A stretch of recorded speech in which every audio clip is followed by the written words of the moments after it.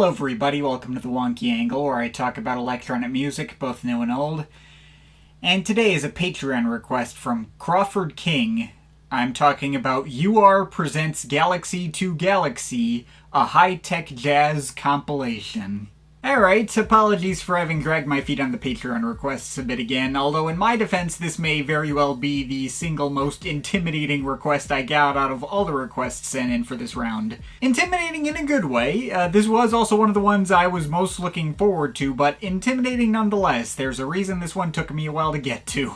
So today we're going to be talking about this little Detroit-based collective of artists called Underground Resistance. Originally formed in 1989 by Mike Banks, aka Mad Mike, and Jeff Mills, but growing to also include dozens of other artists coming and going and contributing at various points, including Robert Hood, DJ Rolando Roca, Dan Caballero, aka DJ Dex, Chuck Gibson, aka Perception, Andre Holland, aka Chameleon and the Infiltrator, Gerald Mitchell, aka The Deacon, Raphael Merriweathers Jr., aka MIA and Ray 7, Santiago Salazar, aka DJ S2, both Gerald Donald and James Stinson of Drexia, just to name a few. It's probably not entirely accurate to call UR a band or outfit in the traditional sense.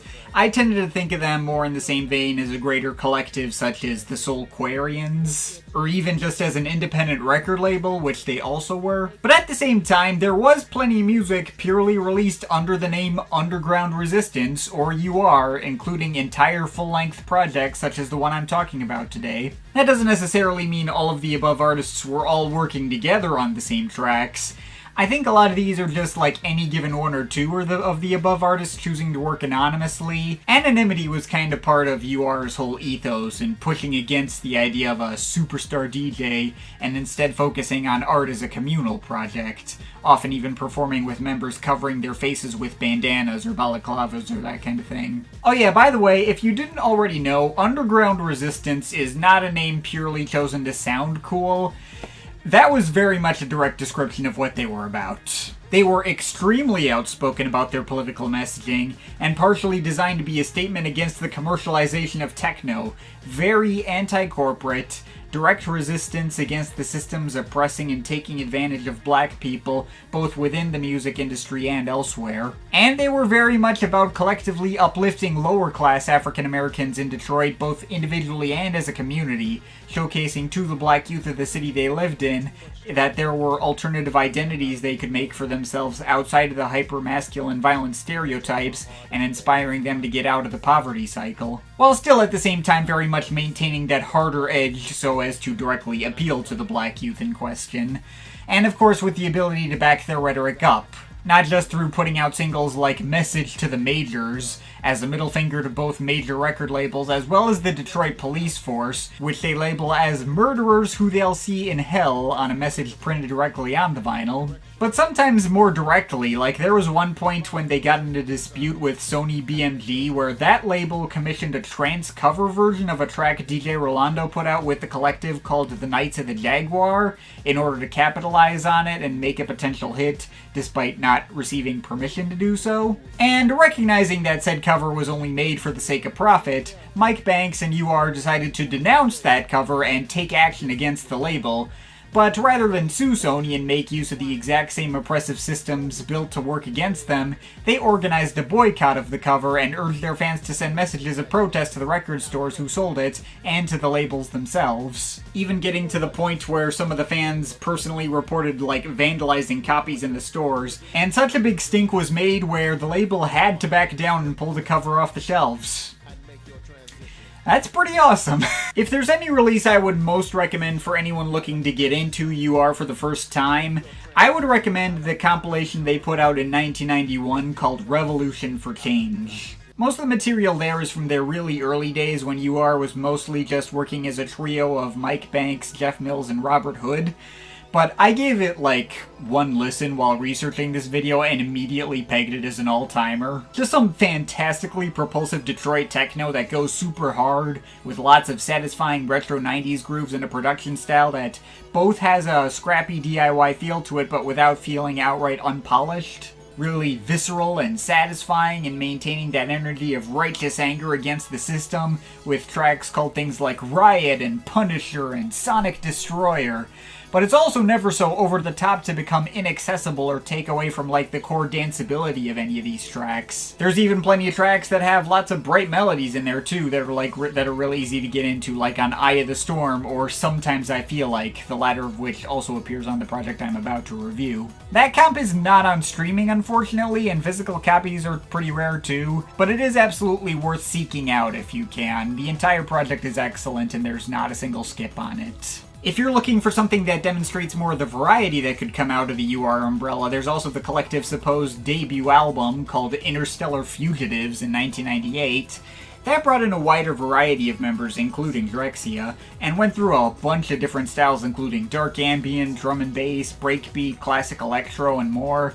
It was a solidly fun listen too, although also pretty all over the place. Drexciya's contributions were actually kind of a letdown, and Andre Holland as Chameleon and the Infiltrator was probably the real star of the show on that one. That one is also not on streaming. There looks like there's an album with the right cover and title and labeling on streaming right now, but that is somehow a completely unrelated project that's mislabeled as being Interstellar Fugitives. What is on streaming, however, is that project's much longer sequel, Interstellar Fugitives 2 Destruction of Order from 2005, which is twice as big and twice as messy. There are a lot of really neat moments on there too, a couple of interesting turns into trip-hop, world music, tribal music, and even one track that swerves into rock, even though much of it sticks to standard Detroit techno and electro. That project can be a bit much at 2 hours, but I probably enjoyed it about equally as much as the first one, so that's a thing too if you're interested in checking that out. And there are plenty of other smaller projects that came out under the UR name, but that's about it as far as like full-length underground resistance projects. In more recent years, they admittedly haven't been active to nearly the same extent as they were in the 90s and 2000s. But if you are a big UR fan, make sure to leave a comment to let me know if I'm missing anything essential there, or on like any other side releases or EPs or whatnot that I may not have mentioned here. But anyway, I'm getting kind of off track here. None of those were actually requested for me to review. Instead, I'm talking about Galaxy to Galaxy, which is something of a spin-off from UR, originally starting life as the one-off solo EP by Mike Banks, but later being reborn in the mid-2000s as a live show that brought together a whole bunch of members of UR to play their own style of high-tech jazz, including live saxophonists, keyboardists, drummers, and some vocalists too. And that show also particularly gained notoriety by this very comp released in 2005, which just brought together a whole bunch of UR tracks over the years, specifically focusing on that high-tech jazz style, which combined their typical techno sounds with influences from the likes of Herbie Hancock and Stevie Wonder coming into the melodies and textures, leaning into funk and soul,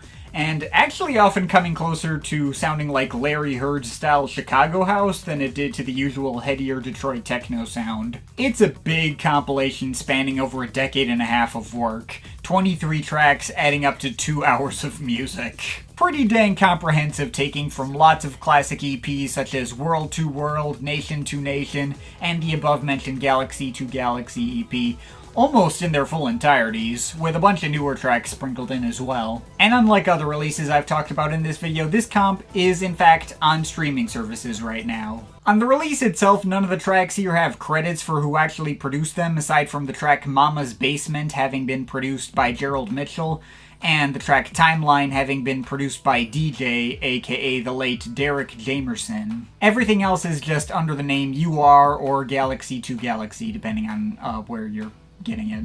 I do know that the tracks from the original Galaxy to Galaxy EP are Mike Banks solo, so that includes Metamorphosis, High-Tech Jazz, Journey of the Dragon, Star Sailing, Astral Apache, and Deep Space Nine. And I know for a fact that the track Amazon is a collab between Mike Banks and Jeff Mills, because Mills at one point made an orchestral cover of that track for his own Blue Potential project in 2006, and directly credited as such in the liner notes. Fun fact, that orchestral cover of Amazon was my own first exposure to both Jeff Mills and UR in general.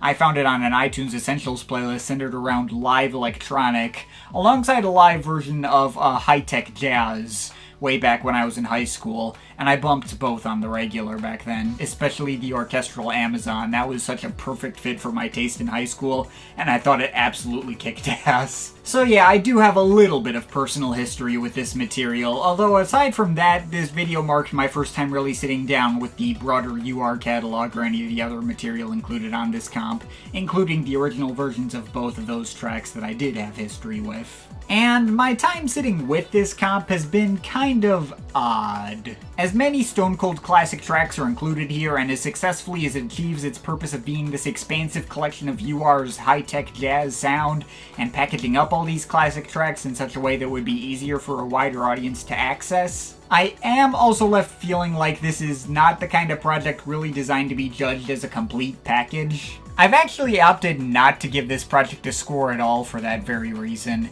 If I were to treat it as a proper album, I would merely find it very good, but not great, thanks to the fact that it is once again 2 hours of music focusing entirely on the same style and sound. The way this comp comes together is not well suited to listening in its full entirety from front to back, and doesn't really seem designed with that in mind to begin with, so much as, just being an easier means to access the tracks. If you do choose to listen to this entire thing all in one go, which I did have to do multiple times for this video, obviously, it can be kinda easy to get sick of the sound being explored here, and there's lots of tracks included here that could be really good if taken in a vacuum, but in the full context of the comp just don't stand out as anything special, and are surrounded by lots of other tracks that sound just like it, but maybe find other ways to stand out more effectively. Very much a project better suited to picking and choosing favorites than trying to take it in all at once. So if there's some tracks included here that you have a lot of personal history with, but I ended up feeling more ambivalent on,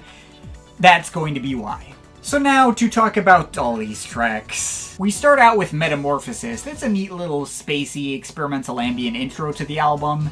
It also includes, filtered snippets of old tracks of theirs in the background, including Riot and that one live show clip which was on Revolution for Change of, who I assume to be Mike Banks riling up the crowd leading up to a performance of Punisher. This track makes for a cool lead-up, but not necessarily much more than that. Similar feelings on the inclusion of a 2-minute beatless version of their track The Theory, subtitled Mind Mix, acting as an interlude also right near the beginning. All the melodic layering going on there is still very cool, but it doesn't hit like the original version also included on Revolution for Change does, and it probably didn't absolutely need to be here. But the point at which this comp really gets going is the track in between those two, Transition. This kind of bright and peppy disco influence cut with all these choppy synth chords and stomping beats, and most notably, of course, the spoken vocals of Cornelius Harris, Krista Robinson, and DJ Dex, all delivering various inspirational messages about taking artistic risks and having confidence in yourself to make your transition. They're all saying the exact same things word for word, except Dex is translating it into Spanish. I will admit that with enough repeat listens I did eventually get a little sick of this track, but it is hype as hell, and I do really like the message behind it too. Now the first real big standout on this comp that I'm definitely hanging on to is going to be Return to the Dragons.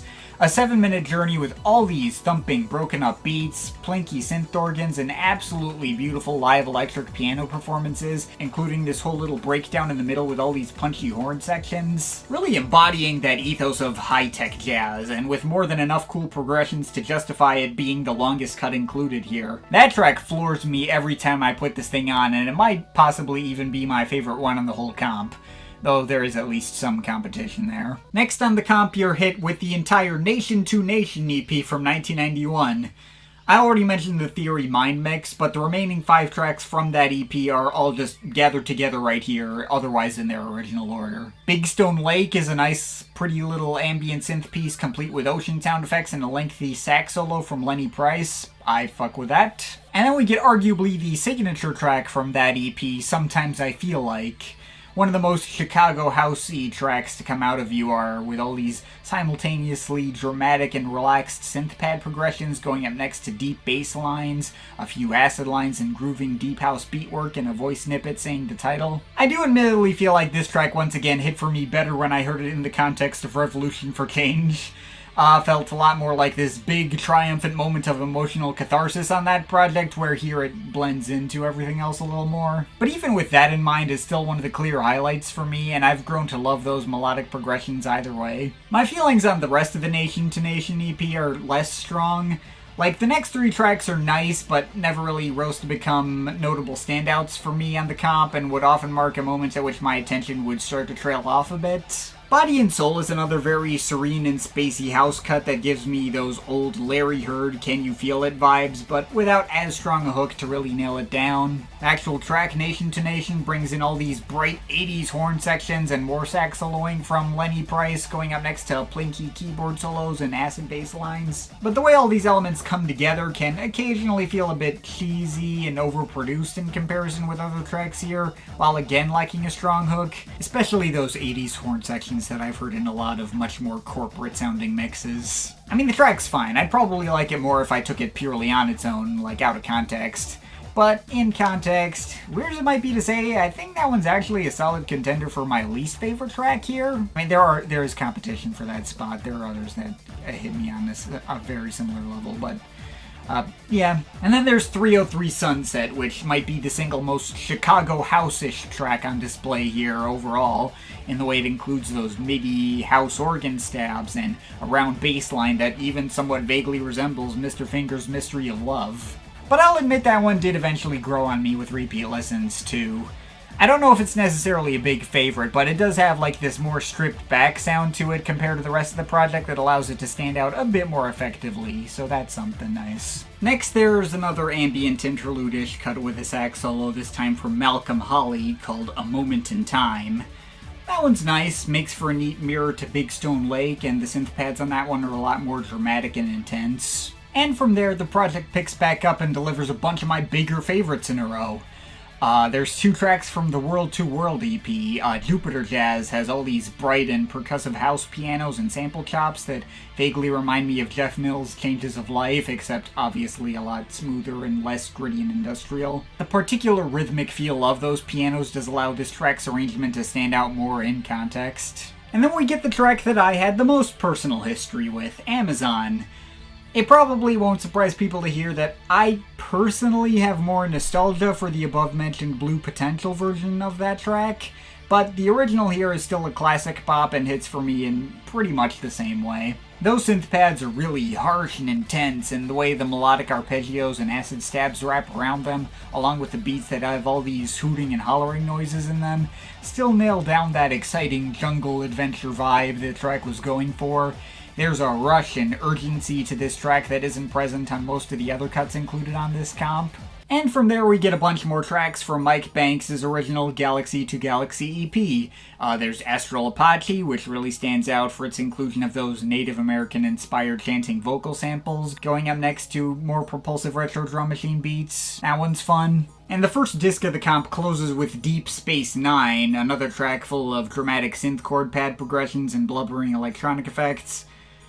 That one's just okay, honestly. Again, it would probably be cool if taken on its own, but in context of this comp has a tendency to feel more like filler to me, personally. I can often just skip that one. And moving into the second disc, there's a couple of other tracks near the beginning, also from the Galaxy to Galaxy EP, that never really left that strong an impression on me. Journey of the Dragons is obviously the original version of the Return of the Dragons cut from the first disc, which hit for me as such a big highlight. Although this original version isn't quite as stellar as that alternate version earlier on. It's more stripped back, doesn't have any of the live keyboard work that really helped it go the extra mile on the other version. It's cool, but again, not really a standout for me. Although the remaining 2 cuts from that EP included here are both quite nice. Obviously, the track Hitech Jazz is a big standout that I mentioned having some personal history with already. I always listen to a live version, but this original version is fundamentally the exact same as the version I heard, with a few elements slightly rearranged. I haven't actually heard the live version in years. Perhaps there's going to be some bias for me here, but those warped bell melodies, charming little high-pitched synth licks, spacey synth string riffs, and of course those cheerful saxophones acting as the hook of sorts, make for among the catchiest mixes on display here, and still cemented themselves as a very clear standout among all these other similar sounding cuts. And the way it keeps shifting and evolving over its 5.5 minutes makes the track feel bigger and more expansive than it really is. Yeah, that one's properly great. Star Sailing isn't quite as big a standout, yet another mix of dramatic synth pads with retro house beats and bass lines and twinkling synth lines that sounds like lots of other tracks on this comp. Though that one's fun too. There's some flute riffs on that one. That's kinda cool. And going from there, there's 3 more tracks which have all grown to be among the biggest standouts on the comp for me as well. Wind Chime lives up to its title in the way all those plinking bell melodies are used alongside some windy synth strings and even some MIDI marimbas and xylophones for good measure. Both one of the stronger melodies and some of the more interesting and striking textures on display here. Then there's Timeline, a track named after the original name of UR's live band project before it was called Galaxy to Galaxy. It's another very house-ish cut, but one that presents all the same ingredients in a different way from any other track here. The synth pads here are a lot stabbier and less atmospheric. There's all these house pianos that provide more of a core rhythmic foundation, and various synth line melodies going up next to one of the deepest and most satisfying bass lines out of any track on the comp. I mean, all these tracks are really easily danceable, but this is one of the most easily danceable. As is the next track, First Galactic Baptist Church. Just from that title, it sounds like it's going to be something more interesting, and that very much lived up to my expectations. This one brings in a guest vocalist in Paula McPherson, really giving this track more of a gospel edge, alongside all these Hammond organs and some of the slappiest bass lines out of any track here. Quite possibly the most overtly funky track included on the comp, and yeah, it's a load of fun. Moving on from there, as the comp winds down, we get Inspiration. That was originally the flip side to Transition when that was released as a single. And while it's nice and chill and has plenty of nice melodies, again, this one, immediately disappears from my head when it's done. Nothing here that's a turn off or makes me feel the urge to hit skip, but also nothing really memorable or remarkable about it either. There's lots of other tracks here that sound just like it. Mama's Basement is next. That one's notable for being a full live band effort. Gerald Mitchell on keyboards and having written the tune, I think. Daisuke Fujiwara on sax, Mad Mike on guitar, William Pope on bass, Ray Seven on the drums. It's certainly nice to get this much warmer and more organic sound back in this project after all those synth imitations of the same instrumentation. Although as great as the performances are and as much energy is brought to the table here, I might think, if not for the fact that it's a full band effort, this track once again wouldn't be a particular standout in context. There's no real hook to this one, everyone is just kind of jamming without much of a structure, and what structure is there, again, sounds like a lot of other tracks already on this comp. Still all well and good, it's just, not as big a favorite as I would want it to be. This is probably the one track here that would have benefited the most from not being on a 2-hour-long comp. Thankfully, the project does end on a strong note with the final cut, Afros, ARPs, and Mini-Moogs. The mix of sonic elements going into this one is pretty familiar. Bright melodic synth lines, Herbie Hancock-style squirting leads, MIDI house pianos, standard driving drum machines. Although the actual melodies on display here are maybe the brightest and most cheerful out of all the tracks here. There's an old school boogie kind of approach to the pianos here, which helps them stand out all the more. And even some 60s soul type organs near the end too. This track has got the perfect note of finality to fittingly close out this comp, and only makes sense for a project which has been all about lifting your spirits and on arguably the most spirit-lifting cut out of all of them. Feels like a credits roll type track for the entire project. And yeah, that's everything on UR Presents Galaxy to Galaxy, a Hitech jazz compilation. Yeah, I got a lot of mixed thoughts here. There's so many amazing tracks all over this thing, so many all-time classics and fun and unique spins on that high-tech jazz theme going throughout this entire thing. There is lots of material here worth actively seeking out and keeping around longer term, and I wouldn't even be surprised if other people have totally different favorites for mine, especially depending on how long they'd been UR fans and were introduced to any number of these tracks through other means. I would just be lying if I said it justified its length. I could cut out at least a third to even half of this project out and end up with a much stronger experience. Heck, their Interstellar Fugitives 2 project gets mixed reviews from fans for the exact same reason, but I feel at least with that project, the sheer unpredictability and how wildly it jumps around in tone and style helps make that a more exciting front-to-back listen, while this one runs together a lot more. Even if, again, like, the best parts of this are, like, way, way better than even the best parts of Interstellar Fugitives 2. And at the same time, like, I also get why it's laid out in the way it is. I feel like it was designed specifically for someone to pick out their favorites and leave the rest. Every track here is a big nostalgia button for at least some Detroiters, even if they don't necessarily benefit from,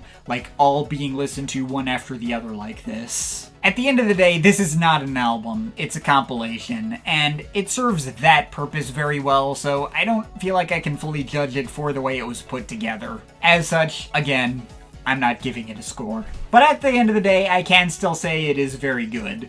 I have seen Discogs reviews from people who do enjoy the entire thing from front to back, so what do I know? You just want a lot of warm and uplifting soul and jazz stuck into your old retro house and techno mixes and delivered by a bunch of the most legendary artists in the game. I don't see why I wouldn't be able to recommend it on that merit alone. So take that all as you will. That sounds like the kind of thing you like. Make sure to give it a shot. Long live the underground. But of course, this is just my opinion. You can feel free to disagree with it, but I'd like to hear your thoughts, so leave the comments in the comment thing down there. Shout out to my Patreon supporters. There are some people you want to add yourself to that list or make me review something. Link to my Patreon is in the description. But yeah, that's pretty much it. That's all for today. See you next time.